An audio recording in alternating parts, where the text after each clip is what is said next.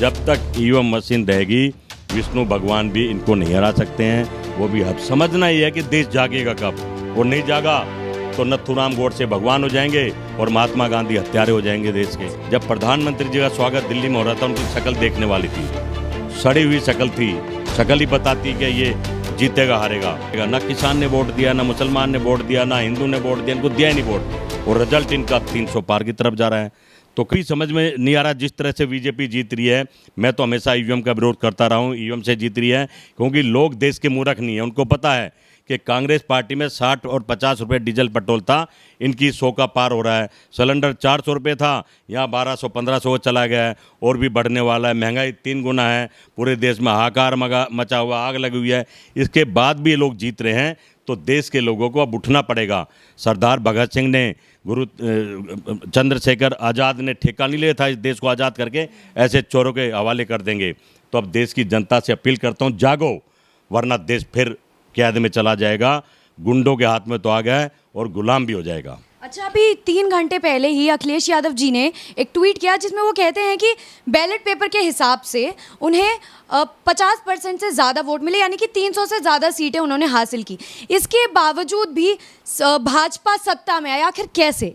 देखिए, जो नारा था ना इनका 300 पार का, लोग हंस रहे थे, काम करानी, लोग परेशान हैं, भारत के लोग दुखी हैं, हाहाकार मचा हुआ, 300 पार की बात कर रहे हैं। लेकिन मैं दुखी नहीं था, मुझे पता था इन्होंने कह दिया तो 300 पार आएंगे, सरकार तो पक्का बनाएंगे, क्योंकि आदमी वही 300 पार की बात करता है जो ईवीएम में कुछ गड़बड़ करे, जिसको रिजल्ट का पता हो।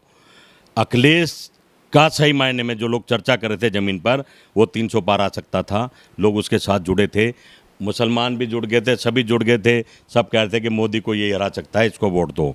हमारी जो नेता मुख्यमंत्री की दावेदार होती और जनता को इतना कुछ कहा, काम करेंगे कहा भी, तो शायद लोग समझते। लेकिन मुख्यमंत्री ना बनने की बात को वापस लेकर लोग हमारे से हताश हो गए, थोड़ा दूरी बना ली, और सभी लग गए कि मोदी को कौन हरा सकता है। अखिलेश न जा रहा था, लोगों ने वोट भी दी।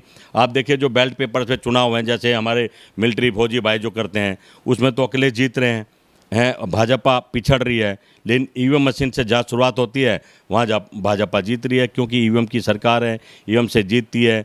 आप देखिए ना, कौन जिताएगा? ना किसान ने वोट दिया, ना मुसलमान ने वोट दिया, ना हिंदू ने वोट दिया, इनको दिया ही नहीं वोट, और रिजल्ट इनका 300 पार की तरफ जा रहा है।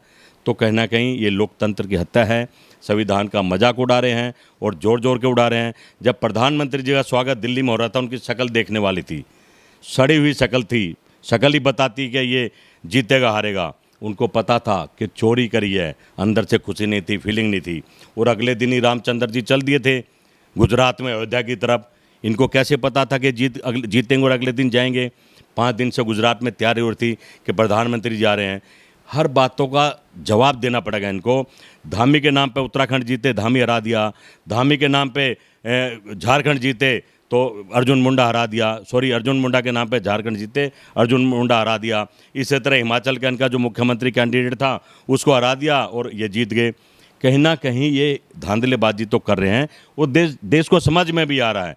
अब समझना ये है कि देश जागेगा कब, और नहीं जागा तो नथुराम गोडसे भगवान हो जाएंगे और महात्मा गांधी हत्यारे हो जाएंगे देश के। अच्छा, अभी आपने बात की गुजरात की, गुजरात में भी आने वाले दिनों में जो है चुनाव होने वाला है, तो क्या लग रहा है कि वो जो है भाजपा का गढ़ भी है, तो क्या वहाँ पे कांग्रेस आ पाएगी, या जैसे सरकार में सत्ता भाजपा की है वैसे ही वहाँ पे भी भाजपा राज करेगी? पिछली बार पूरा परिवर्तन था, बदलाव था। गुजरात मोदी को भगाना चाहता था, वहाँ भी ईवीएम से लूटा। जब पिछली बार लूटा तो अब कौन सी इनको शर्म आएगी? अब भी ईवीएम से लूटेंगे। मैं समझता हूँ ये एक शतरंज की तरह एक मोहरा बना देते हैं, एक चर्चा करते हैं 300 पार, ये वो सब करके, और हिंदू मुसलमान करके ये इस देश में लुटेरे आ गए हैं, देश को लूटने आ गए हैं। जब तक ईवीएम मशीन रहेगी विष्णु भगवान भी इनको नहीं हरा सकते हैं, वो भी हताश हैं। रामचंद्र जी के नाम को बदनाम कर रहे हैं। रामचंद्र जी कभी ऐसी प्रवृत्ति सोच के इंसान नहीं थे कि हिंदू मुसलमान बहन भाई लड़ें, या मेरे बच्चों पर अत्याचार हो, या महंगाई की मार हो, या हाहाकार हो। राम तो भाई से भाई को मिलाने वाले थे, पिता का सम्मान करने वाले थे, पत्नी का सम्मान करने वाले थे। अब ना तो उनके टाइम में नारी सुरक्षित है, ना भाई सुरक्षित है, ना देश सुरक्षित है। तो ये इनको वोट कहाँ मिल रही है, कौन मिल रही है, सब जानते हैं। सब डरे हुए हैं, सहमे हुए हैं, मोदी से लड़ना नहीं चाहते हैं। उनको पता है मरवा देंगे, ईडी में फंसवा देंगे, सीबीआई में फंसवा देंगे। मायावती जैसी धुरंधर नेता जीरो कर दी इन्होंने, एक पे आ गई है। सुनिए ना, उससे कहवाया गया कि अखिलेश को वोट मत दीजिए, आप भाजपा को दे दीजिए। लोगों ने उसके कहने से थोड़ी दे दिया, पर एक माहौल बना गया कि अब लोग जैसे चर्चा करें, मायावती ने कह दिया। अरे जो मायावती को नहीं दे रहे उसके कहने से भाजपा को कैसे दे देंगे? सवाल तो बड़ा है ना। ये सब सोचना पड़ेगा। अब देश के नौजवान को जागना पड़ेगा, अन्यथा इसी तरह हार का सामना देखना पड़ेगा। अच्छा, अभी आपने केजरीवाल के खिलाफ जो है हाई कोर्ट में याचिका दर्ज करवाई थी, उसका क्या फैसला है? देखिए, केजरीवाल दीमक है देश के लिए। एक बड़ा ठग, एक छोटा ठग। ये कहता है मैं फ्री दूंगा। ये कोई राजा राजौड़ार था हैं? एक भगाए हुआ अफसर था हैं? और सही मायने में फ्री कह के देश का माहौल ख़राब कर रहा है, लोगों को लाचार कर रहा है। पंजाब में जाके कहता है कि दिल्ली में बिजली फ्री है, पानी फ्री है। भाई बताओ किसका फ्री है? हर आदमी बिजली का बिल दे रहा है हैं? झूठ बोलता जाके वहाँ। और मैंने हाई कोर्ट में याचिका इसलिए लगाई कि भारत को खतरा था, पंजाब को खतरा था। मैं नहीं कह रहा, हमारे देश के गृह मंत्री, हमारे देश के प्रधानमंत्री मीडिया में जोर जोर की चिल्ला रहे थे, चन्नी को चिट्ठी लिख रहे थे मुकदमा दर्ज करो। इस दीमक को अगर नहीं मारा तो ये देश को खा जाएगा। ये तो प्रधानमंत्री सपने भी देखने लगा है, लुटेरा है। बताइए, क्या आदमी को राजनीति में आकर रोजगार देना चाहिए, महंगाई पर कंट्रोल करना चाहिए। महंगाई बढ़ाया जा रहा है। अब दिल्ली में देखिए शराब के अड्डे खोल दिए हैं, मंदिर के सामने, स्कूल के सामने। और क्या दिया कि अब तो 18 साल का बच्चा भी शराब खरीदे और दिल्ली में अपने घर परिवार को बर्बाद करे। अगर ऐसा मुख्यमंत्री चुनना है तो आप सबको मुबारक, आप जिताते रहिए केजरीवाल को। बच्चे आपके बर्बाद होंगे, घर आपका बर्बाद होगा। ये चोर और ठग हैं। अब दिल्ली लूटी, अब पंजाब लूटेंगे, अब गुजरात भी चलेंगे, मोदी के पीछे पीछे चलेंगे। क्यों? मोदी तो चाहते हैं ना कांग्रेस मुक्त भारत। कांग्रेस तो वो पार्टी है जो देश बनाना जानती है, लोग बनाना जानती है, देश आज़ाद कराया, देश के लिए खड़ी है, सत्ता के लिए नहीं खड़ी है। आप हराते रहिए कांग्रेस को। कांग्रेस नहीं आ रही है, देश की जनता हार रही है और देश हार रहा है। अब देखना यह है कि देश की जनता और देश के लोग कब तक हारते हैं, देश को कब तक हराते हैं। हमें भी देखना, बैठ के हम देखेंगे। अच्छा, अभी आपने बात की देश और जनता की, तो महासचिव प्रियंका गांधी जी जो है वो हमेशा महिलाओं के हित की बात करती है। अभी चुनावों के दौरान ही विधायक रही है, कांग्रेस की विधायक थी अदिति शर्मा जी। उन्होंने कांग्रेस छोड़ के भाजपा जो है उन्होंने ज्वाइन कर लिया, और वो कहती है कि मेरा दुर्भाग्य था कि मैं कांग्रेस में थी और अब मैं भाजपा में रह के काम करूँगी। देखिए, जो काम करने वाला ना, वो तो वैसे भी समाज की सेवा कर सकता है। ये लोग काम करने वाली हैं, सत्ता के भूखे हैं, लालची हैं, मंत्री बनने के, एमएलए बनने के। अगर काम करने वाला होता तो हम उसको कोई कुछ कह रहे थे क्या? काम करते। पर उन्होंने देख लिया कि माहौल जिस तरह से ये अपना प्रधानमंत्री जी यूएम से लूट रहे हैं, उनको भी पता है कि एम से देश लूट रहा है। वहाँ जीत कर मंत्री बन जाएगी और क्या होगा? ये काम सिर्फ अपने घर परिवार का करेंगे, जनता के काम करने वाले लोग नहीं हैं। ये हर पार्टी में ऐसे मेंढक होते हैं जो समय देख के, वक्त देख के इधर से उधर भागते रहते हैं। इन पर भी बैन लगना चाहिए। हाई कोर्ट ही आजकल किसी नहीं सुन रहा। हाई कोर्ट ने कह दिया नहीं, ये आतंकवाद के मुद्दे पर हमें क्या लेना देना। अरे राष्ट्र की बात है, राष्ट्र मर रहा है, याचिका सुनिए। ना गृह मंत्री सुन रहे हैं, ना प्रधानमंत्री सुन रहे हैं, और सब कह रहे हैं कि आतंकवादी से रिश्ते हैं। उनके घर जाके सोए केजरीवाल जी, पैसा लाए वहाँ से। तो मैं समझता हूँ अब पंजाब फिर बर्बाद होएगा। नशे में, ड्रग्स में, आतंकवाद में, वहाँ से देश में से लोग घुसेंगे और फिर पंजाब के माध्यम से पूरा देश बर्बाद होगा। और जो है सुप्रीम कोर्ट और हाई कोर्ट सुन नहीं रहा है। अब मैं इसी दलील को लेकर, जो ने रिजेक्ट करी है मेरी याचिका, मैं सुप्रीम कोर्ट भी जाऊंगा। अगर कोर्ट का धर्म नहीं है भारत को बचाना, आतंकवाद को भगाना, तो कौन बचाएगा?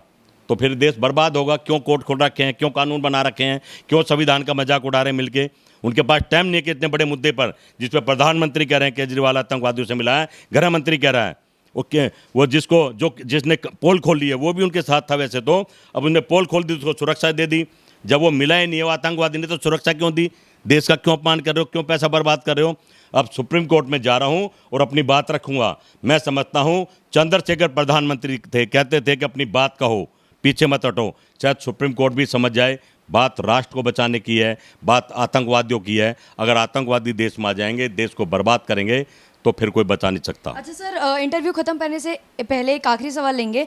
ऐसा कहा जाता है कि जो कांग्रेस पार्टी का नेतृत्व है वो बहुत ज़्यादा कमज़ोर है, तो इस चीज़ को आप कैसे देख रहे हैं? देखिए, नेतृत्व कमज़ोर कभी नहीं था। कुछ कमज़ोर लोग जरूर बीच में आ गए हैं, जो वामपंथी है, जैसे कनिष्का है, संदीप सिंह है, वेणुगोपाल हैं। ये जनाधार के लोग नहीं हैं, ये लूटने आए हैं, हमारे नेताओं के कान भरते हैं, गुमराह करते हैं, और यही कारण की स्थिति ऐसी हो गई है। अगर ये भी विपक्ष मजबूती से खड़े हो जाएं, लड़ाई को लड़ें, हारने से बैठने से कुछ नहीं होगा। जो ईवीएम के खिलाफ लड़ें, सबसे पहले कांग्रेस पार्टी के पहले एजेंडे में था कि हम ईवीएम का विरोध करेंगे। भाई अब तो पूरे देश को, पूरे नेताओं को करना चाहिए ना। जब तक ये ईवीएम आप हारते रहेंगे, किस चुनाव इसने कांग्रेस पार्टी को हरा दे इस ईवीएम ने, और हम फिर भी कहेंगे हम लड़ते रहेंगे। किससे लड़ोगे? लड़ना आपको ईवीएम से चाहिए, आप देश की जनता से लड़ोगे। देश की जनता तो आपके साथ है, महंगाई का सामना वो कर रही है, परेशान हुआ है, दुखी हुआ है। वो चाहते हैं कांग्रेस पार्टी आए, अच्छा नेतृत्व आए जो देश को बचाए और जनता को बचाए। तो कहीं ना कहीं इस लड़ाई को हमें सही दिशा में ले जाना पड़ेगा। सभी दलों को मिलकर चुनाव का बहिष्कार करना पड़ेगा, और अन्यथा नहीं तो हारेंगे, और ईवीएम का विरोध करना पड़ेगा। जी बहुत बहुत शुक्रिया। तो ये थे हमारे साथ राहुल प्रियंका गांधी सेना के राष्ट्रीय अध्यक्ष पंडित जगदीश शर्मा जी। इन्होंने सारे सवालों के जो जवाब है वो बहुत ही बेबाकी से दिए। अब ऐसे ही और तमाम खबरों के लिए देखते रहिए डेली हिंद। धन्यवाद।